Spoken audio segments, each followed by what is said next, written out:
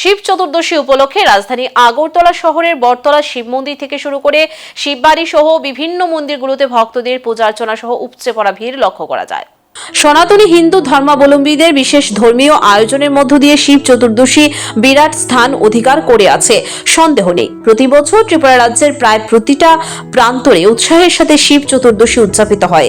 ব্যতিক্রম নয় এবছরও। আজ সকাল এবং বলা যায় গতকাল থেকেই রাজধানী আগরতলা শহরের একেবারে বটতলা শিব মন্দির থেকে শুরু করে শহর আগরতলা বিভিন্ন মন্দিরগুলোতে ভক্তদের উপচে পড়া ভিড় সহ পূজার্চনা পরিলক্ষিত হচ্ছে।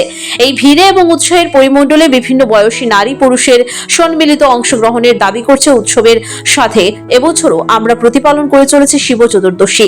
আমাদের ক্যামেরা শহর আগরতলা বিভিন্ন মন্দিরগুলো ঘোরার পাশাপাশি আমাদের কথা হয়েছে মন্দিরের পুরোহিত থেকে শুরু করে একাধিক ভক্তদের সাথে। ভক্তরা যেমন বলেছেন দেবাদিদেব মহাদেবের কাছে জগৎ সংসারের মঙ্গল কামনায় পুজো দিয়েছেন বা পুজো দিতে চলেছেন, ঠিক একই রকম ভাবে পুরোহিতদের বক্তব্য হচ্ছে শিব মানেই হচ্ছে মঙ্গল। সকলের মঙ্গল কামনায় বরাবরের মতো এবারও যে আয়োজন হয়ে চলেছে, এই বক্তব্য ফুটে উঠেছে পুরোহিতদের বক্তব্যের মধ্য দিয়ে। আজকে তো মহাশিবরাত্রি, কালকেই লেগেছে। আজকে বিকেল 5টা কত পর্যন্ত জানি আছে, সেই কারণে বাবার মন্দিরে আসা আর পরিবারের মঙ্গল কামনায়, সকলের মঙ্গল কামনায় বাবার মন্দিরে আসা, বাবার মাথায় জল ঢালা আর মনোবাসনা পূরণ করার জন্য আসা। হ্যাঁ, প্রতি বছরই আসি বাবার মন্দিরে, প্রতি বছরই আসি পূজা দিই।